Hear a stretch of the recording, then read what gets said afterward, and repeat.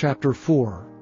And it came to pass, when all the people were clean passed over Jordan, that the Lord spake unto Joshua, saying, Take you 12 men out of the people, out of every tribe a man, and command ye them, saying, Take you hence out of the midst of Jordan, out of the place where the priest's feet stood firm, 12 stones, and ye shall carry them over with you, and leave them in the lodging place, where ye shall lodge this night. Then Joshua called the 12 men, whom he had prepared of the children of Israel, out of every tribe a man. And Joshua said unto them, Pass over before the ark of the Lord your God into the midst of Jordan, and take ye up every man of you a stone upon his shoulder, according unto the number of the tribes of the children of Israel, that this may be a sign among you, that when your children ask their fathers in time to come, saying, What mean ye by these stones?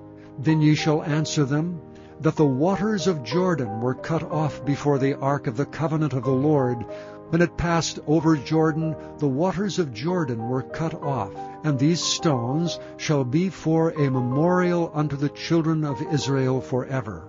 And the children of Israel did so as Joshua commanded, and took up 12 stones out of the midst of Jordan, as the Lord spake unto Joshua, according to the number of the tribes of the children of Israel, and carried them over with them unto the place where they lodged, and laid them down there. And Joshua set up 12 stones in the midst of Jordan, in the place where the feet of the priests which bear the ark of the covenant stood. And they are there unto this day. For the priests which bear the ark stood in the midst of Jordan, until everything was finished that the Lord commanded Joshua to speak unto the people, according to all that Moses commanded Joshua. And the people hasted and passed over. And it came to pass, when all the people were clean passed over, that the ark of the Lord passed over, and the priests in the presence of the people. And the children of Reuben, and the children of Gad, and half the tribe of Manasseh passed over armed before the children of Israel, as Moses spake unto them. About 40,000 prepared for war passed over before the Lord unto battle, to the plains of Jericho. On that day the Lord magnified Joshua in the sight of all Israel, and they feared him as they feared Moses all the days of his life. And the Lord spake unto Joshua, saying, Command the priests that bear the ark of the testimony, that they come up out of Jordan. Joshua therefore commanded the priests, saying, Come ye up out of Jordan. And it came to pass, when the priests that bear the ark of the covenant of the Lord were come up out of the midst of Jordan, and the soles of the priests' feet were lifted up unto the dry land, that the waters of Jordan returned unto their place, and flowed over all his banks as they did before. And the people came up out of Jordan on the 10th day of the first month, and encamped in Gilgal, in the east border of Jericho.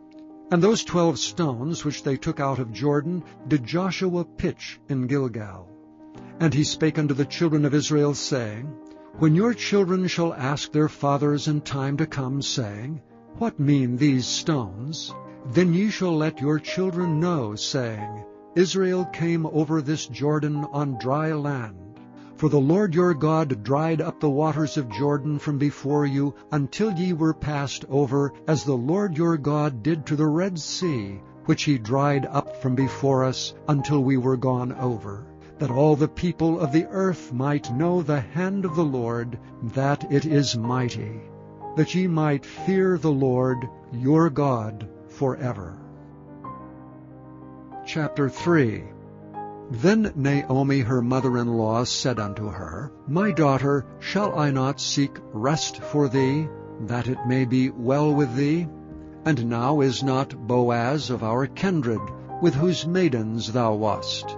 Behold, he winnoweth barley tonight in the threshing floor. Wash thyself therefore, and anoint thee, and put thy raiment upon thee, and get thee down to the floor, but make not thyself known unto the man, until he shall have done eating and drinking.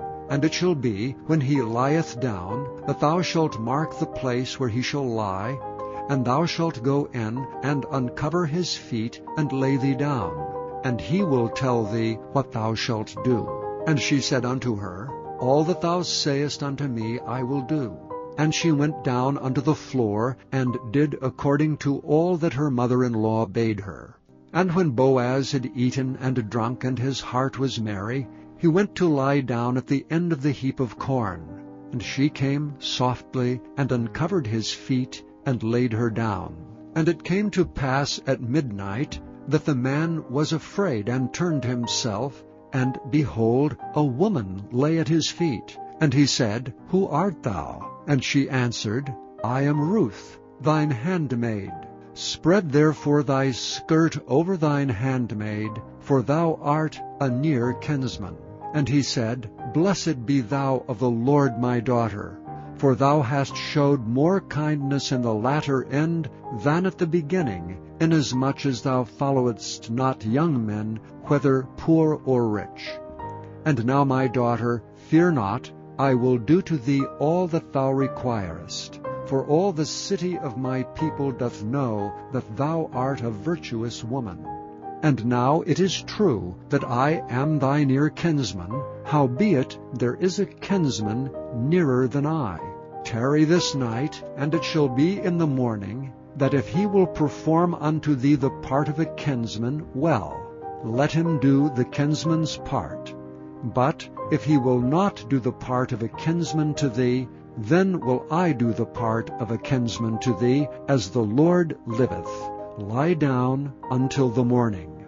And she lay at his feet until the morning, and she rose up before one could know another. And he said, Let it not be known that a woman came into the floor. Also he said, Bring the veil that thou hast upon thee, and hold it. And when she held it, he measured 6 measures of barley, and laid it on her, and she went into the city. And when she came to her mother-in-law, she said, Who art thou, my daughter? And she told her all that the man had done to her. And she said, These 6 measures of barley gave he me, for he said to me, Go not empty unto thy mother-in-law. Then said she, Sit still, my daughter, until thou know how this matter will fall, for the man will not be in rest until he have finished the thing this day. Chapter 20. And it came to pass that on one of those days, as he taught the people in the temple, and preached the gospel, the chief priests and the scribes came upon him with the elders, and spake unto him, saying, Tell us, by what authority doest thou these things? Or who is he that gave thee this authority?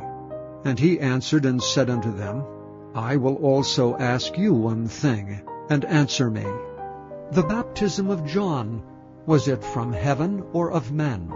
And they reasoned with themselves, saying, If we shall say from heaven, he will say, Why then believed ye him not? But, and if we say of men, all the people will stone us, for they be persuaded that John was a prophet. And they answered, that they could not tell whence it was. And Jesus said unto them, Neither tell I you by what authority I do these things. Then began he to speak to the people this parable. A certain man planted a vineyard, and let it forth to husbandmen, and went into a far country for a long time. And at the season he sent a servant to the husbandmen, that they should give him of the fruit of the vineyard. But the husbandmen beat him, and sent him away empty. And again he sent another servant, and they beat him also, and entreated him shamefully, and sent him away empty. And again he sent a third, and they wounded him also, and cast him out. Then said the Lord of the vineyard, What shall I do? I will send my beloved Son. It may be they will reverence him when they see him. But when the husbandmen saw him, they reasoned among themselves, saying, This is the heir. Come, let us kill him, that the inheritance may be ours. So they cast him out of the vineyard and killed him. What therefore shall the Lord of the vineyard do unto them? He shall come and destroy these husbandmen, and shall give the vineyard to others. And when they heard it, they said, God forbid. And he beheld them and said, What is this then that is written, The stone which the builders rejected, the same is become the head of the corner. Whosoever shall fall upon that stone shall be broken, but on whomsoever it shall fall, it will grind him to powder. And the chief priests and the scribes the same hour sought to lay hands on him, and they feared the people, for they perceived that he had spoken this parable against them. And they watched him, and sent forth spies which should feign themselves just men, that they might take hold of his words, that so they might deliver him unto the power and authority of the governor. And they asked him, saying, Master, we know that thou sayest and teachest rightly, neither acceptest thou the person of any, but teachest the way of God truly. Is it lawful for us to give tribute unto Caesar, or no? But he perceived their craftiness, and said unto them, Why tempt ye me? Show me a penny. Whose image and superscription hath it? They answered and said, Caesar's. And he said unto them, Render therefore unto Caesar the things which be Caesar's, and unto God the things which be God's. And they could not take hold of his words before the people, and they marveled at his answer, and held their peace. Then came to him certain of the Sadducees, which deny that there is any resurrection. And they asked him, saying, Master, Moses wrote unto us, If any man's brother die, having a wife, and he die without children, that his brother should take his wife and raise up seed unto his brother. There were therefore 7 brethren, and the first took a wife and died without children. And the second took her to wife, and he died childless. And the third took her, and in like manner the 7 also, and they left no children, and died. Last of all the woman died also. Therefore in the resurrection, whose wife of them is she? For 7 had her to wife. And Jesus answering said unto them, The children of this world marry, and are given in marriage, but they which shall be accounted worthy to obtain that world, and the resurrection from the dead, neither marry nor are given in marriage. Neither can they die any more, for they are equal unto the angels, and are the children of God, being the children of the resurrection. Now that the dead are raised, even Moses showed at the bush, when he called the Lord the God of Abraham, and the God of Isaac, and the God of Jacob. For he is not a God of the dead, but of the living, for all live unto him. Then certain of the scribes answering said, Master, thou hast well said. And after that they durst not ask him any question at all. And he said unto them, How say they that Christ is David's son? And David himself saith in the book of Psalms, The Lord said unto my Lord, Sit thou on my right hand, till I make thine enemies thy footstool. David therefore calleth him Lord. How is he then his son?